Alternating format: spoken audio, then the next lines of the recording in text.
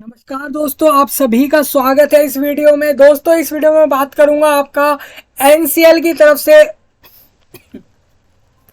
Notification release कर दिया गया है जॉब के लिए, जो कि 340 के करीब लगभग पोस्ट पे निकाली गई वैकेंसी है, जो कि एक मिनी रत्न कंपनी है।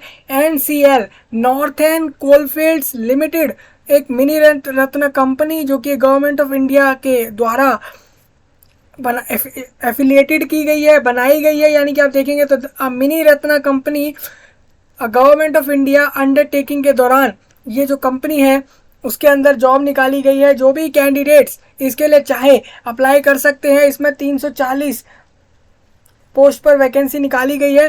तो हम यही जानेंगे इसकी ये वैकेंसी किस काम के लिए है। जैसे कि आप सुन रहे हैं नाम कि नॉर्थर्न कोलफील्ड लिमिटेड में बहुत बार वैकेंसी आ चुके हैं, हम पहले भी डिस्कस कर चुके हैं।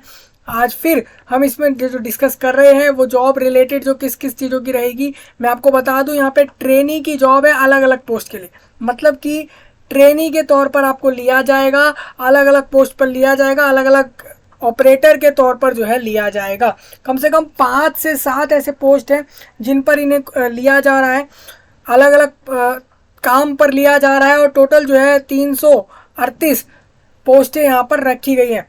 और ये पूरे पूरे इंडिया यानी कि पूरे भारत में कोई भी कैंडिडेट इसके लिए एलिजिबल हो तो वो अप्लाई कर सकते हैं। अप्लाई करने के लिए उसकी जो डेडलाइन है वो 9 अगस्त से चालू हो चुकी है, और फाइनली जो लास्ट डेट रखी गई है वो last day of the August month 2023 का रखा गया है।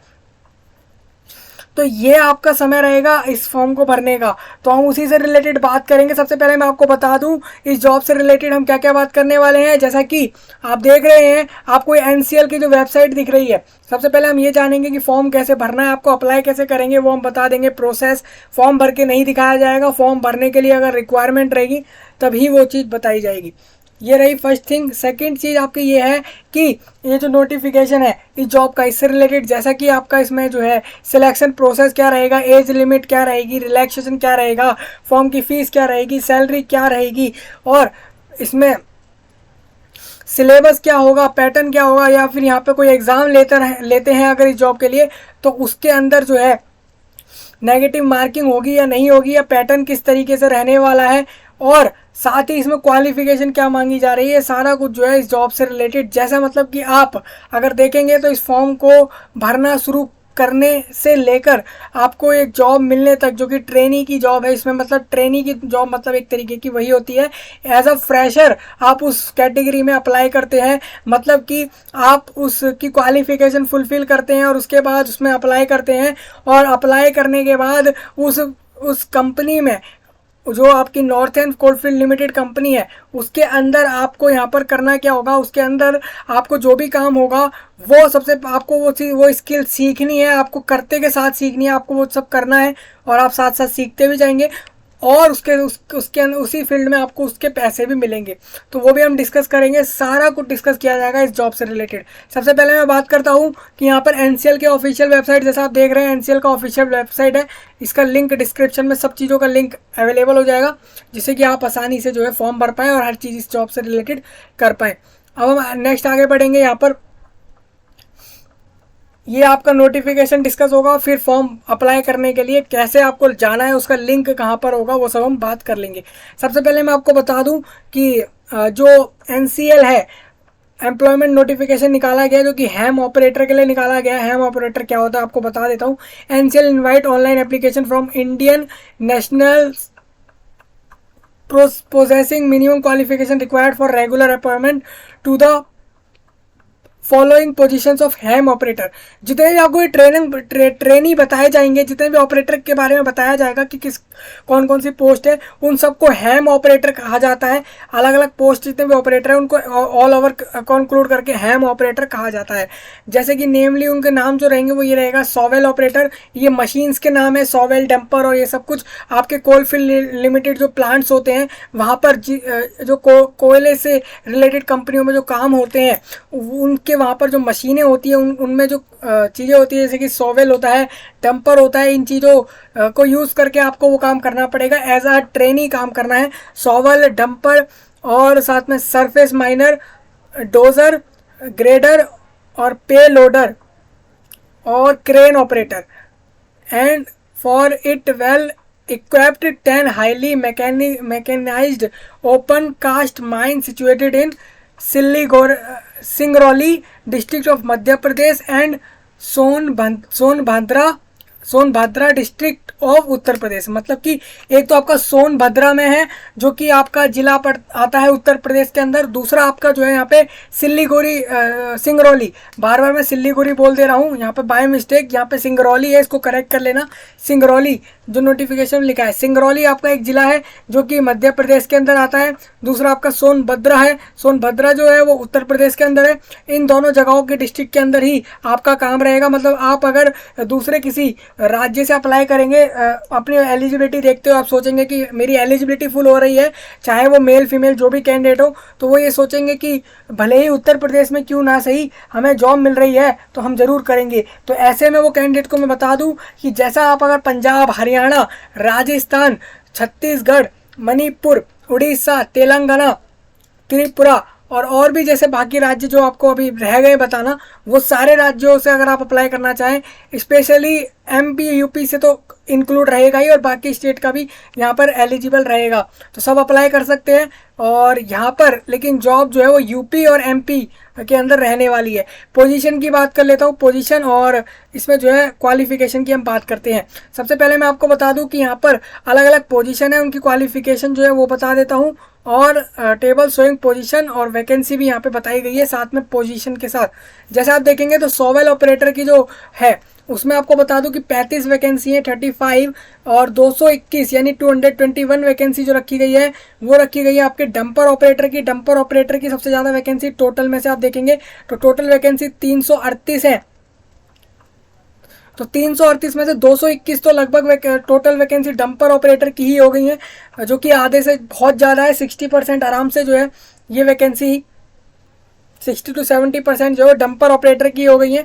और बाकी आप अपने हिसाब से देख सकते हैं, आपको जिस भी फील्ड में आता हो कि भाई मेरे को ये चीज़ अच्छे से आती है, आप उस पोस्ट को ले सकते हैं। अगर आप मेरिट के हिसाब से भी आप देख सकते हैं, मैं आपको आगे बताऊंगा कि आपके चॉइस पे मिलेगी पोस्ट या फिर एनसीएल डिसाइड करेगा, इसके बारे में हम बात करेंगे।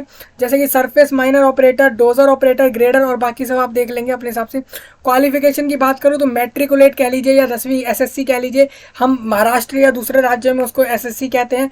मैट्रिकुलेट जनरली हम 10वीं को कह देते हैं हर जगह, हाई स्कूल कह सकते हैं। और equivalent passed from any recognised board of secondary या higher secondary education of Indian state, यानी कि आप किसी भी स्टेट से भारत में अगर आपने जो है 10th क्लास पास करा है या फिर एसएससी बोल लीजिए, जो भी मैंने आपको बताया वो पास करा है किसी भी बोर्ड से, सीबीएसई, आईसीएसई या फिर आपका उत्तर प्रदेश बोर्ड हो गया, राजस्थान बोर्ड हो गया, कोई भी स्टेट बोर्ड भी हो सकता है, तो आप यहाँ पर अप्लाई कर सकते हैं। Valid HMV high motor vehicle,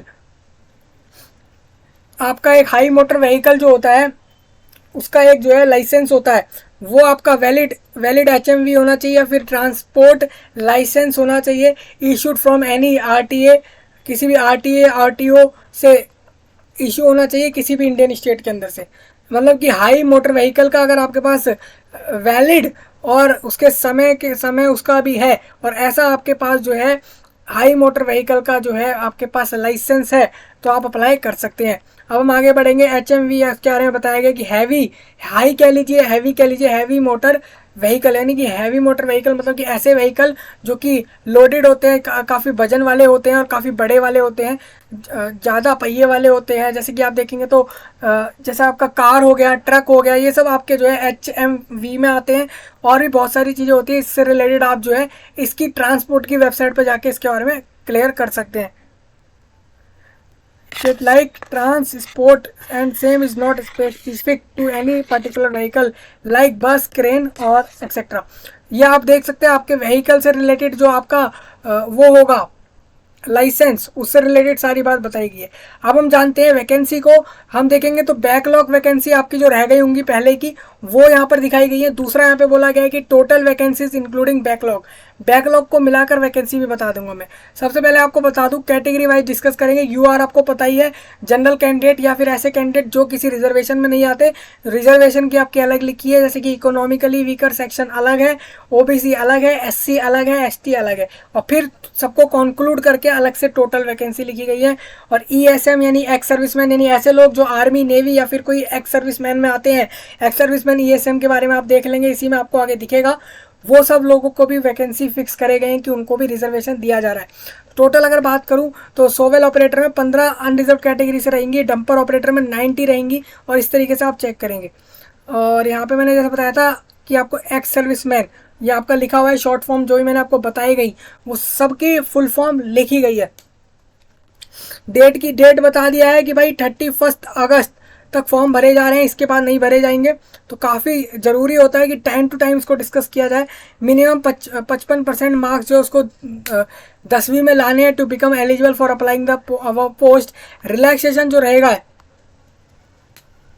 वो कैटेगरी वाइज रिलैक्सेशन रहेगा। मतलब आपको बता दूं, आपके 10वीं में 55% होने चाहिए अगर आप एक अनरिजर्व कैटेगरी से हैं, आपको किसी भी पोस्ट में अप्लाई करने के लिए। जैसे आप देखेंगे टेबल बता रही है कि मिनिमम मार्क्स कितने होने चाहिए। जैसे मान लीजिए आप अगर ईडब्ल्यूएस जनरल से हैं तो 55%, ओबीसी एनसीएल से 50 और एससी एसटी से 45% आपके मिनिमम मार्क्स होने चाहिए।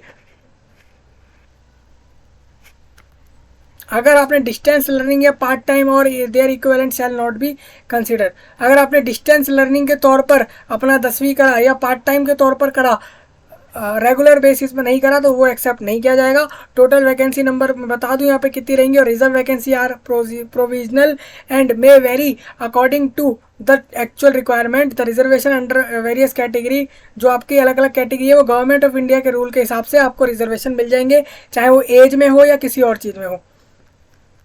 अब ट्रेनिंग पीरियड एंड पे स्केल ऑफ पे बता देता हूँ आपको क्या रहने वाला है। तो सबसे पहले आप देखेंगे तो यहाँ पे आपको पोस्ट के नाम दिख रहे हैं, साथ में एंट्री लेवल ग्रेड दिख रहा है। एंड जैसे कि ग्रेड कैटेगरी I1 के रहेंगे सारे पोस्ट। और पे स्केल आपको बता देता हूँ कितना रहेगा। साथ ही ट्रेनिंग पीरियड रहेगा 3 ईयर का age category 1। Grade of candidate are successful training. On successful completion of 3-year training and being found suitable, they will be placed in the respective scale designation of ham operator trainee excavation category D। मतलब आपको बता दूं, ये जो आपको अभी देखेंगे आप तो डंपर ऑपरेटर, तो ये एक ट्रेनी के तौर पे लिया जा रहा है। आप ऐसा मत समझना कि आप एक डंपर ऑपरेटर हैं, आपको उसके ट्रेनी के तौर पे लिया जा रहा है। मतलब आपको उस चीज़ में सिखाया जा रहा है, उसके तौर पे लिया जा रहा है। हालांकि यहाँ पर आपको उसके पैसे भी दिए जा रहे हैं, जैसे कि 1502 रुपये एक दिन में दिए जाएंगे।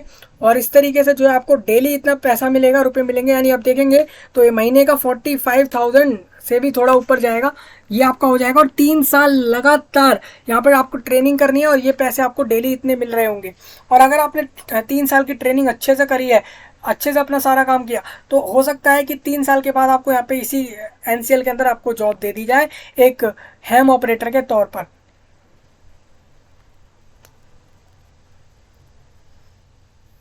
आपको बता दूं बेसिक पे के अलावा जैसे आपका डीए रहा, डियरनेस अलावेंस, अटेंडेंस बोनस, कि अटेंडेंस बोनस कि आप कभी नहीं गए, कभी गए काम करने। स्पेशल अलावेंस जो आपको होते हैं, स्पेशल अलावेंस होते हैं जहाँ पे काम करने वालों के लिए। एचआरए जो रहता है, ट्रांसपोर्ट सब्सिडी, ट्रांसपोर्ट सब्सिडी दी जाएगी etcetera.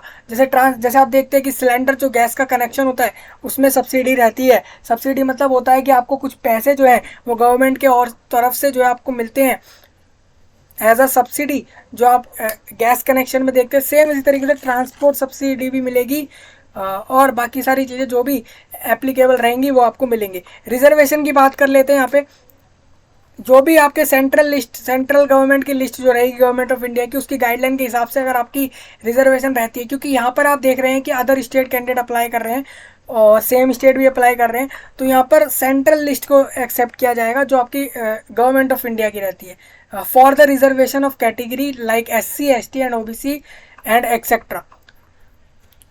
Now we move on the next page. अब देखिए हम आगे बढ़ते हैं तो सबसे पहले बात बताऊं आपको, तो एज लिमिट की बात बता देता हूं। 18 से 30 के बीच वाले कैंडिडेट इसको अप्लाई करें। और यही आपको बोला गया है। अब आपको बता देता हूँ मैक्सिमम एज रिलैक्सेशन जो रहेगा आपका, यानी कि आप अगर 31 अगस्त को 18 के हो रहे हैं तो आप अप्लाई कर सकते हैं। अगर आप उसके बाद के हो रहे हैं 18 साल के तो आप अप्लाई मत करना। सेम इसी तरीके से आप अगर 30 साल के हो चुके हैं अभी तो आप अप्लाई मत करना। लेकिन अगर आप 31 अगस्त के बाद हो रहे हैं 30 साल के तो आप अप्लाई कर सकते हैं। SC ST में 5 साल की छूट मिलेगी, यानी कि वो 35 साल तक फॉर्म भरेंगे। OBC में 3 साल, ESM में जो है उनको भी 3 साल है।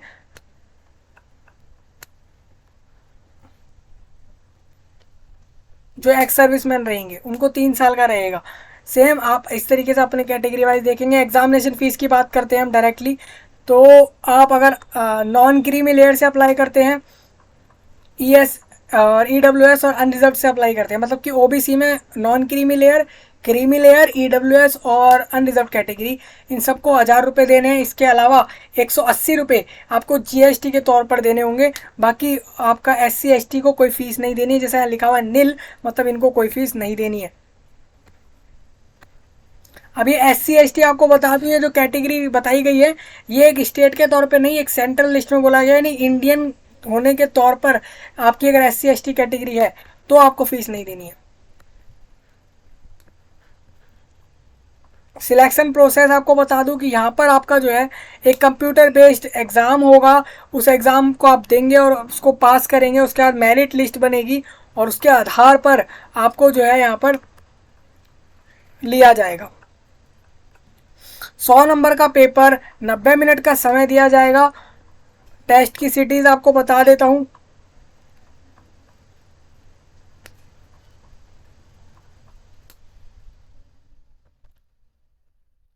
सिलेक्शन जो होगा कैंडिडेट का मेरिट पैनल के बेस पर होगा, जो कि कट ऑफ मार्क्स दिए जाएंगे। मिनिमम क्वालिफाइंग मार्क्स आपको लाने होंगे इस CBT के एग्ज़ाम में। ऑल हैम पोजीशन, जितनी भी आपको हैम ऑपरेटर की पोजीशंस बताए, जैसे कि सॉवेल ऑपरेटर हो गया और आपका ग्रेडर ऑपरेटर हो गया, बाकी जो भी मैंने आपको बताए थे वो सबको आप देखेंगे। सबके लिए एक ही बोला गया है कि 100 नंबर का पेपर रहेगा और category of candidates, minimum cut off marks. 100 number के पेपर के अंदर, जैसे कि 100 नंबर का पेपर, 90 मिनट का समय, और इसके अंदर आपको 50 नंबर लाने हैं अनरिजर्व वालों को, और रिजर्व कैंडिडेट्स को 40 मार्क्स लाने हैं। इस एग्ज़ाम को पास करना है, इतने कम से कम लाने हैं मेरिट लिस्ट में शामिल होने के लिए, अपना जो है इस जॉब में सिलेक्शन लेने के लिए।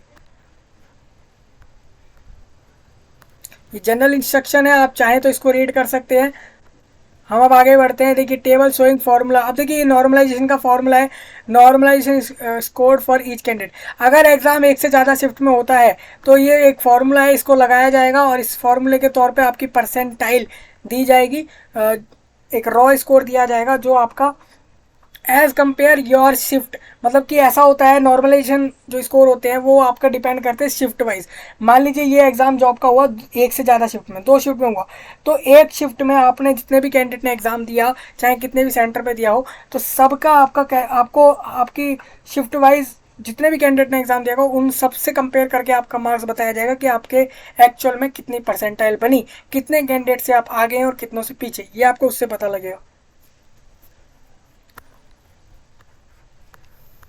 ये पूरा है हाउ टू अप्लाई। तो अप्लाई के लिए बता दूं कि आपको NCL के वेबसाइट पे आना है। ये देखिए ये लिंक है, आपको बता देता हूँ। यहाँ पे आप टू रजिस्टर्ड पे क्लिक करेंगे। पहले तो लॉगिन तो वही कर सकते हैं जो रजिस्टर्ड है पहले से। अब सबसे पहले आपको रजिस्ट्रेशन करना है, जो कि आपको NCL के वेबसाइट पे आ जाना है और ये आपको क्लिक हेयर इधर करके इस पर रजिस्ट्रेशन करना है। नहीं तो यहाँ पर भी आप रजिस्टर्ड पे क्लिक करके अपना ईमेल आईडी, मोबाइल नंबर और अपने कुछ पर्सनल डिटेल, नाम, जेंडर जैसी चीज़ें डालकर आप रजिस्ट्रेशन कर सकते हैं। तो ये रहेगा रजिस्ट्रेशन का प्रोसेस। रजिस्ट्रेशन के बाद ही फॉर्म भरा जाएगा। फॉर्म में क्या क्या डालना होगा, सबसे पहले बता दूं, फॉर्म में आपका फ़ोटो साइन अपलोड होगा, आपका 10th का मार्कशीट अपलोड होगा, साथ में आपका कास्ट सर्टिफिकेट अगर होगा किसी रिजर्वेशन में तो वो अपलोड होगा, और अपना एक आईडी प्रूफ के तौर पे मांगा जा सकता है, कोई आईडी भी अपलोड करनी पड़ सकती है। अब आपको बताऊं, जैसा कि यहाँ पे लिखा भी है, और एक आपका जो है हाई मोटर व्हीकल जो है लाइसेंस RTO या RTA के तहत जो आपको इशू हुआ है वो अपलोड करना पड़ सकता है। क्योंकि एक ड्राइवर के तौर पर, एक क्रेन चालक के तौर पर, क्रेन ऑपरेट करने के तौर पर, या फिर डंपर या सोवेल जैसी चीज़ें चलाने के तौर पर आपको एक लाइसेंस तो अपलोड करना बनता ही है। अभी स्पेशल नोट आप देख सकते हैं, इंपॉर्टेंट डेट्स की बात कर लेता हूँ। सबसे पहले यहाँ पे बता दूँ आपको, मैंने आपको पहले ही बताया था कि भाई 9 अगस्त से लेके लास्ट डे यानी कि 31 अगस्त तक फॉर्म भरिए। एग्ज़ाम कब होगा और कब रिजल्ट आएगा उसकी डेट अभी नहीं आई है। फाइनल डिसीजन एनसीएल ले लेगा कि कब आपको आपका रिजल्ट देना है, कब आपका एग्ज़ाम लेना है। कंप्यूटर बेस्ड एग्जाम है। सिलेबस की बात कर लेता हूँ। सिलेबस में आपको बता दूँ कि यहाँ पे एमसीक्यू आने वाले हैं, 100 एमसीक्यू रहेंगे। हर क्वेश्चन एक एक नंबर का रहेगा, तो ये बहुत अच्छी बात है। नो नेगेटिव मार्किंग, एक कोई भी नेगेटिव मार्किंग नहीं है, तो ये बहुत अच्छी बात लगती है कि एक ट्रेनी को आप जॉब दे रहे हैं, उसको काम भी सिखा रहे हैं, साथ में पैसे भी मिल रहे हैं, और उसमें आप जो एग्ज़ाम ले रहे हैं उसमें नेगेटिव मार्किंग नहीं रख रहे हैं। क्योंकि जिसको नहीं आती उस फील्ड में चीज़ और उसके लिए आप नेगेटिव मार्किंग रखते तो काफ़ी गलत बात होती है। और will be common paper for all operator post, the syllabus is as followed. देखिए, एक जितने भी ऑपरेटर पोस्ट थी आपकी, उन सब के लिए कॉमन पेपर रहेगा, सबको यही पेपर देना है। जैसे कि आप देखेंगे तो elementary knowledge of diesel engine, petrol engine, उसके अंदर भी आप देखेंगे तो functioning of engine, braking system, cooling system, suspension, clutch etcetera, ये सब आपका गाड़ी चलाते में होता है। आप जो क्रेन और ये सब देखते हैं बड़े बड़े कोल फील्ड्स कंपनी में, अलग अलग जगहों पे देखते होंगे, प्लांट्स के पास देखते होंगे, तो which a driver should possess for efficient driving operation of machine and vehicle. General awareness और नॉलेज होनी चाहिए, जैसे आपको करंट अफेयर्स पता हो, मेंटल एबिलिटी, रीजनिंग, ये सब पता हो। 10th लेवल का हार्डनेस रहेगा, 10th लेवल से ऊपर नहीं आएगा इसमें कुछ भी। बेसिक मैथमेटिकल एप्टीट्यूड आ सकता है 10th लेवल के बेस पर, जैसे स्पीड, वेलोसिटी, डिस्प्लेसमेंट, डिस्टेंस और acceleration, triangle, simple trigonometry, height, distance, ये सारी चीज़ें आ सकती हैं। तो ये आपका सिलेबस काफ़ी छोटा सिलेबस है। आप देखेंगे तो आपको पता लगेगा कि भाई ये तो 3 पॉइंट्स के अंदर काफ़ी कम सिलेबस है। तो यही सिलेबस आपका रहेगा, और ये 10th लेवल का, तो काफ़ी अच्छी बात है। और 45,000 सैलरी आप अगर देखेंगे पे स्केल के हिसाब से तो काफ़ी अच्छे पैसे हैं। अब हम बात करते हैं प्रेस्क्राइब्ड प्रो फॉर्म में। अब देखिए, ये आपका सर्टिफिकेट रहेगा SC ST के लिए, उनको अपने रिजर्वेशन वाइज अगर छूट लेनी है एज में तो उससे रिलेटेड रहेगा, उनका रिजर्वेशन के हिसाब से ये फॉर्म सबमिट होगा। ये आपके फॉर्म के साथ ही सबमिट होगा जब आप ऑनलाइन अप्लाई करेंगे। ये सर्टिफिकेट OBC में नॉन क्रीमी लेयर के लिए रहेगा।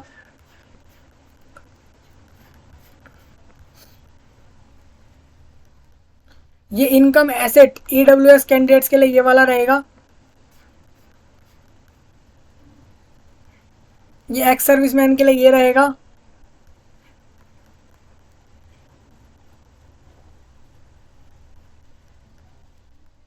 ये आपका रहेगा to claim TA claim form for candidate appearing for written test applicable in case of SC ST candidate. Please enclose original bus train ticket through which inward journey perform. आप देखिए, आपको क्या होगा, सबसे पहले जैसे आप फॉर्म भर देंगे, फॉर्म के बाद आपको एडमिट कार्ड मिल रहा होगा, उस पर आपका सेंटर मिल जाएगा। आपको क्या करना है, अगर आप SC ST कैंडिडेट्स हैं और आपको रिटर्न टेस्ट जो आपका हो रहा है, जो कि एक तौर पे यहाँ पे आपका कंप्यूटर बेस्ड एग्जाम हो रहा है, तो उसमें आपको क्या करना है, जैसे मान लीजिए आप चाहते हैं कि ये जो एग्जाम NCL है, जो आपका नॉर्थर्न कोलफील्ड लिमिटेड है, वो आपको बस या ट्रेन की टिकट अरेंज कराए, उसका जो पेमेंट रहेगा, उसका जो खर्चा है वो उठाए, तो आपको यहाँ पे अपना रोल नंबर एंटर करना होगा इस फॉर्म में, नेम एंड एड्रेस डालना पड़ेगा, सेंटर का नाम, एड्रेस डालना है, फुल नेम अपना डाल देना है, कैंडिडेट को एड्रेस डाल देना है जो आपके एडमिट कार्ड में रहेगा, नेम ऑफ नियर, और अपने पास उस फ्रॉम परमानेंट एड्रेस, अपने परमानेंट एड्रेस से पास वाले रेलवे स्टेशन का नंबर, एड्रेस, नाम डाल देना है, name of railway station for which actual journey commenced, कहाँ से आप चल रहे हैं, और if journey was perform by bus, name of place from which actual journey commenced, तो वो प्लेस डालना है जहाँ से आप बस में बैठ रहे हैं, अगर आप बस से जा रहे हैं तो ये सारी चीज़ें फुल करेंगे। साथ में ट्रैवल में आप देखेंगे तो डिटेल में इनवार्ड जर्नी होगी कि कहाँ से कहाँ गए, जर्नी की डेट आएगी, mode and class of travel आएगी कि कौन से क्लासेस, जैसे आपको पता होगा अलग अलग तरह की क्लासेस होती है ट्रैवलिंग करने में, जैसे कि इकोनॉमिकली और अलग अलग होती हैं, और मोड बता देना है, अमाउंट बता देनी कितनी रहेगी, ये आपको क्लेम हो जाएगी। ये आउटवर्ड की रहेगी, ये मतलब कि आप कहाँ वापसी में जब आएंगे एग्जाम देकर उसके लिए रहेगा। फिर टोटल आपका हो जाएगा जो भी दोनों आना और जाना दोनों जो पैसे रहेंगे वो आप यहाँ पर एक्चुअल में डालेंगे। बैंक डिटेल्स अपनी डाल देंगे, name of the bank in which TA claim,